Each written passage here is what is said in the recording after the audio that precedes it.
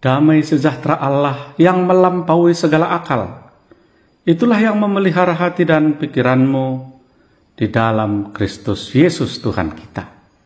Amin. Shalom. Selamat bertemu kembali kepada Bapak Ibu Saudara-saudara terkasih dalam nama Tuhan Yesus Kristus. Pada kesempatan kali ini kita bertemu kembali dengan firman Tuhan yang menjadi khotbah di ibadah-ibadah rumah tangga, atau sekaligus menjadi epistel di Minggu 27 Agustus 2023 yang tertulis dalam Markus 8 ayat 27 sampai ayat yang ke-30 dengan judul perikop pengakuan Petrus. Demikian pembacaan firman Tuhan.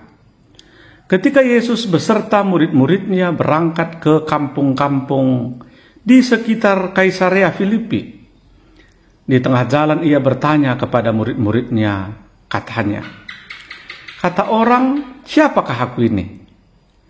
Jawab mereka, "Ada yang mengatakan Yohanes Pembaptis, ada juga yang mengatakan Elia, ada pula yang mengatakan seorang dari para nabi." Ia bertanya kepada mereka, "Tetapi apa katamu? Siapakah aku ini?" Maka jawab Petrus, "Engkau adalah Mesias." Lalu Yesus melarang mereka dengan keras supaya jangan memberitahukan kepada siapapun tentang Dia. Demikian pembacaan firman Tuhan. Saudara-saudara yang diberkati oleh Tuhan Yesus Kristus, pengenalan yang jelas akan seseorang tentu menentukan sikap kita terhadap dia. Apakah kita boleh sehati, atau istilah sekarang bisa menjadi bestie, atau sahabat baik karena kesamaan perasaan, kesamaan beban, kesamaan sifat dan lain sebagainya, atau justru sebaliknya kita mundur karena tidak ada kecocokan dia menjadi orang baik kepada kita. Tidak ada kecocokan dia menjadi sahabat kepada kita. Hanya sekedar teman saja begitu. Itulah perlunya kita benar-benar mengenal setiap orang di sekitar kita. Sebab tidak semua orang boleh menjadi sahabat kepada kita. Apa yang membedakan teman dengan sahabat, Bapak Ibu? Teman biasanya ya dia datang seadanya. Dia ada ketika kita sedang tidak ada persoalan, sedang baik-baik saja. Tapi sahabat itu akan ada baik dalam suka dan duka begitu. Jadi untuk itu pintar-pintarlah memilih teman, sahabat. Ketika kita mempunyai teman yang boleh sekaligus menjadi sahabat, tentu itu juga merupakan sukacita dalam kehidupan kita. Saudara-saudara, ketika Yesus melakukan pelayanannya, Yesus mau menguji bagaimana respon dan penerimaan orang banyak. Bahkan penerimaan murid-muridnya tentang dia. Pengenalan murid-muridnya tentang dia. Siapakah dia sesungguhnya bagi mereka? Itulah yang menjadi pertanyaan Tuhan Yesus tadi kepada murid-muridnya ketika mereka sedang dalam perjalanan.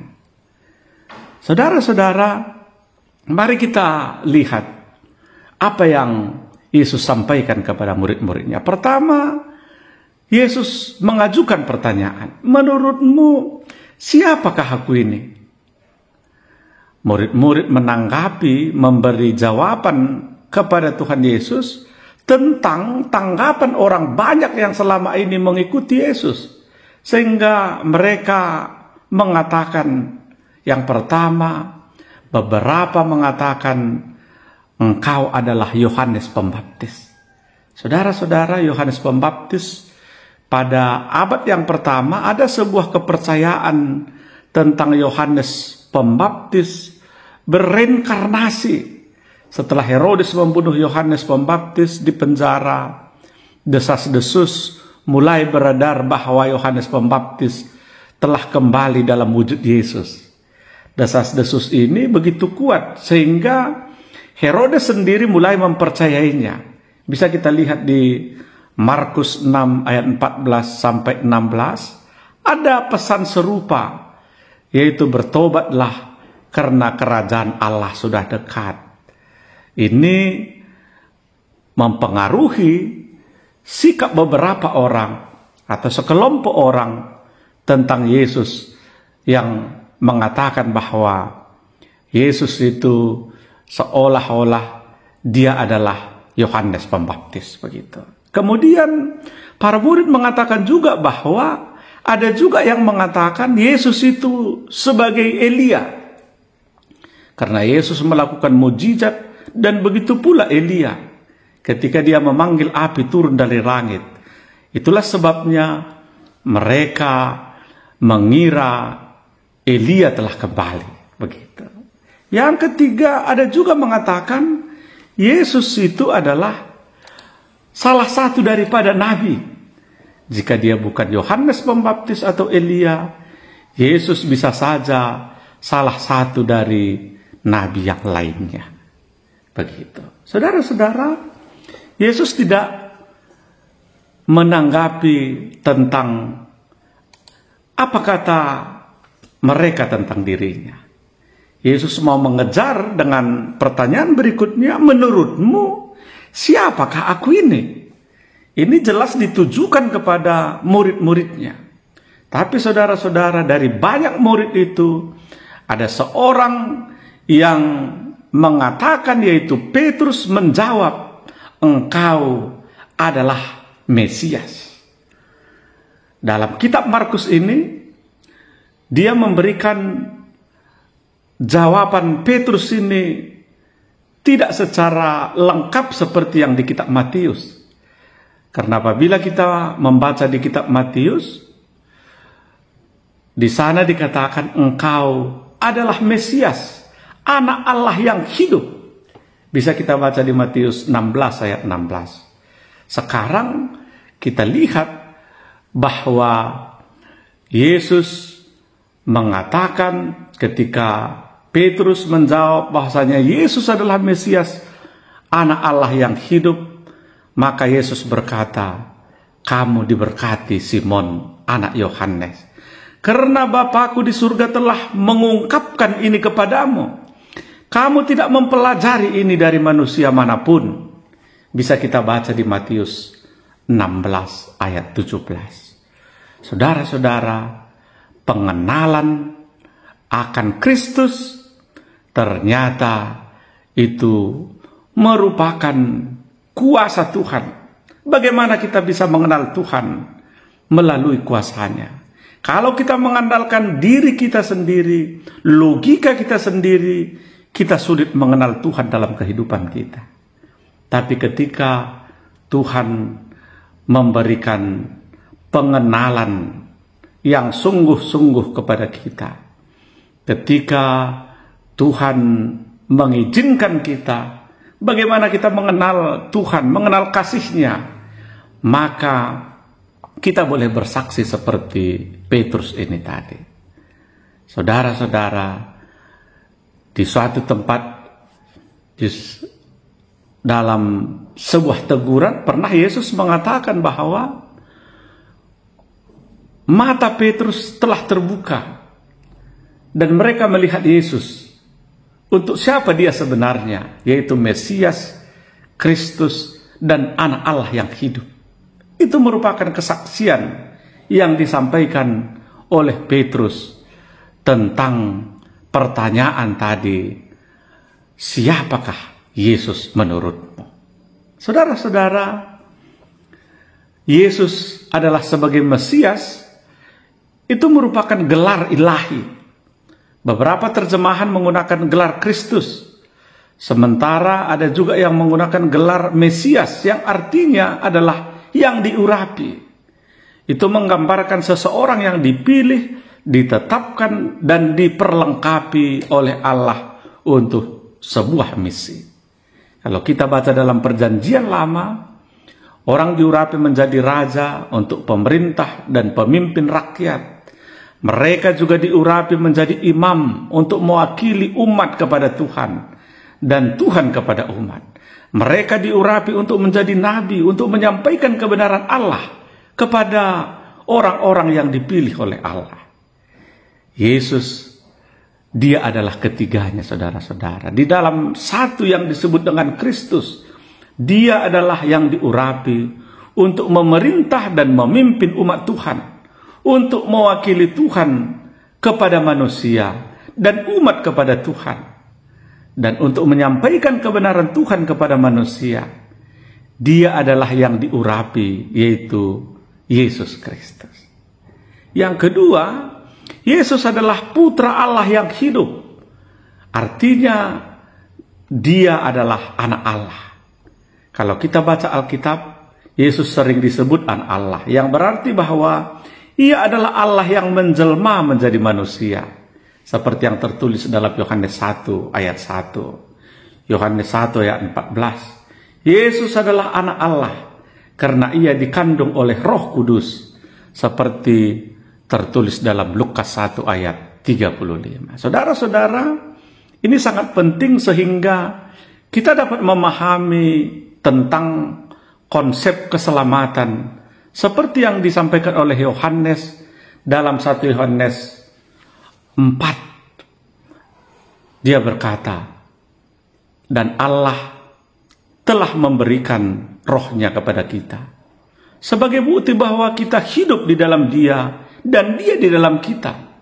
Selanjutnya kami telah melihat dengan mata kami sendiri dan sekarang bersaksi bahwa Bapa mengutus putranya untuk menjadi juru selamat dunia.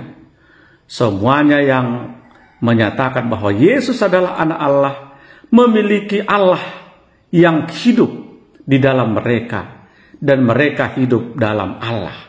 Kita bisa baca lengkapnya di 1 Yohanes 4 ayat 13 sampai ayat yang ke-15. Untuk itu saudara-saudara, sebagai orang yang beriman, kita sungguh-sungguh harus mengaku Yesus itu adalah Mesias. Sebagai orang beriman, kita tidak hanya mengikut orang yang baik saja, atau sebagai nabi yang baik, atau sebagai seseorang yang diutus oleh Tuhan untuk melakukan mujizat, untuk membantu orang dalam melepaskan beban-bebannya. Orang percaya mengikuti satu-satunya Mesias, yaitu Tuhan Yesus yang berinkarnasi. Kita percaya dan mengikut anak Allah, yaitu Yesus Kristus, putra Allah yang hidup di tengah-tengah kehidupan kita untuk memberikan keselamatan itu. Saudara-saudara, berikutnya ketika Yesus sudah mendengarkan pengakuan Petrus, selanjutnya ada sebuah peringatan yang disampaikan, yaitu jangan memberitahu itu kepada siapapun tentang dia. Mengapa Yesus mengatakan ini, saudara-saudara? Ada dua alasan. Alasan pertama, yaitu adalah alasan politik. Jika para murid pergi dan menyatakan Yesus sebagai Mesias, itu bisa menimbulkan harapan palsu di antara orang-orang yang mengharapkan Mesias duniawi atau pemimpin duniawi yang akan memenuhi harapan politik mereka. Karena kebanyakan orang mencari Mesias untuk membebaskan mereka saat itu dari kekaisaran Romawi. Alasan kedua adalah alasan praktis. Murid-murid belum memenuhi syarat untuk memberitakan seluruh kebenaran tentang dia sebagai Mesias. Para murid dapat melihat dengan jelas siapa Yesus itu, tapi mereka belum mengerti bagaimana caranya Yesus akan memenuhi misinya sebagai Mesias. Misi mesianiknya tidak dapat dipahami dengan benar tanpa salib dan kebangkitan. Jadi Yesus ingin mereka menunggu sebelum mereka memulai memproklamirkan dia sebagai Mesias. Tuhan tahu pekerjaannya belum selesai. Dan akibatnya pesan Injil masih belum lengkap. Terlalu dini bagi para murid untuk pergi ke dunia dan memberitakan kabar baik sampai setelah kematian dan kebangkitannya. Saudara-saudara, untuk menunjukkan bahwa ini adalah motivasi utama di balik peringatannya, Tuhan segera mulai membahas peristiwa kematian dan kebangkitannya. Bisa kita baca selanjutnya di Markus 8 ayat 31, di Matius 16 ayat 20 sampai 23, dan di Lukas 9 ayat 21 sampai 22. Saudara-saudara, hari ini kita sudah punya pemahaman siapakah Yesus, dan telah mengerti tentang keselamatan yang dikerjakan Tuhan Yesus bagi kita. Yesus telah mati di kayu salib dan bangkit dari kematian. Dia telah naik ke surga, dan Roh Kudus telah datang kepada kita orang percaya. Setiap orang percaya sekarang memiliki kebebasan untuk memberitahu kepada setiap orang tentang Yesus itu. Kalau dahulu Yesus melarang murid-muridnya untuk memberitakan tentang Dia, hari ini kita harus bersaksi tentang siapa Yesus itu dalam kehidupan kita. Karena Yesus itu telah mengerjakan keselamatan, bahkan menawarkan keselamatan itu kepada siapa saja yang percaya kepadanya. Yesus adalah Mesias, Kristus, Anak Allah yang hidup.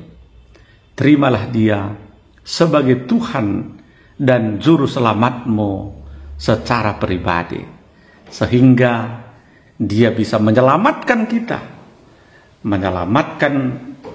kita secara rohani, bahkan menyelamatkan kita dari hal-hal duniawi yang sedang kita hadapi di tengah-tengah kehidupan kita. Saudara-saudara, untuk memotivasi kita tentang pengenalan tentang Yesus dalam hidup kita, ada sebuah ilustrasi tentang seorang siswa yang sedang mengikuti ujian di sekolahnya. Ada dua pertanyaan yang disampaikan. Pertama, tuliskan yang kamu pahami tentang Yesus. Pertanyaan kedua, tuliskan yang kamu pahami tentang iblis. Semua siswa menjawab dengan sebaik-baiknya menurut pemahaman mereka, dengan waktu yang diberikan hanya 1 jam. Saudara-saudara, ada seorang siswa yang tidak lazim kalau siswa-siswa yang lain dalam satu kelas itu mereka menghabiskan waktu untuk mengerjakan satu soal masing-masing 30 menit, sehingga dia bisa menjelaskan tentang Yesus dan dia bisa menjelaskan tentang iblis. Tapi ada seorang siswa yang duduk di sudut ruangan, walaupun waktunya sudah selesai, dia belum selesai dengan soal yang pertama. Maka gurunya pun mengatakan, waktu telah selesai, silahkan dikumpulkan soal dan jawabannya. Tapi saudara-saudara, siswa ini ternyata menuliskan pemahamannya tentang Yesus begitu banyak sekali. Yesus itu maha kuasa, maha baik, maha penyayang, maha mengetahui, maha mengasihi, dan lain sebagainya, dengan penjelasan-penjelasan, bahkan kesaksian-kesaksian yang telah dialaminya dalam hidupnya tentang Yesus, imannya tentang Yesus. Sehingga waktu yang 1 jam itu tidak sempat dia menuntaskan kesaksiannya yang dia pahami tentang Yesus. Waktu pun selesai, dan soal kedua akhirnya dibuatnya jawabannya, saya tidak punya waktu untuk iblis, menjelaskan tentang iblis, begitu. Saudara-saudara, mungkin guru dalam mengoreksi jawaban si siswa ini punya pandangan yang berbeda. Tapi ada satu hal yang positif yang bisa kita lihat dari jawabannya ini. Karena dia begitu asik, begitu dekat, begitu paham, begitu beriman tentang Yesus, sampai-sampai dia tidak punya waktu untuk menjelaskan tentang iblis. Apa yang mau disampaikan melalui ilustrasi ini, saudara-saudara? Iman kita, pemahaman, pengenalan kita akan Yesus akan membuat kita selalu bersaksi tentang Yesus Kristus dalam kehidupan kita. Mari mengenal Yesus dengan sungguh-sungguh dalam hidupmu. Bagaimana dia bekerja dalam hidupmu. Bagaimana dia senantiasa memelihara kehidupanmu. Sehingga pengenalan itu akan membawa engkau kepada satu pemahaman iman yang sungguh-sungguh tentang Yesus di dalam kehidupan. Tuhanlah yang menyertai tentang pengenalan kita, iman kita kepada Tuhan Yesus. Amin. Kita berdoa. Terima kasih Tuhan buat firman Tuhan hari ini. Biarlah kami menjadi Petrus-Petrus masa kini yang benar-benar mengaku bahwasanya Engkau adalah Mesias, Anak Allah yang hidup dalam kehidupan kami pribadi lepas pribadi. Amin.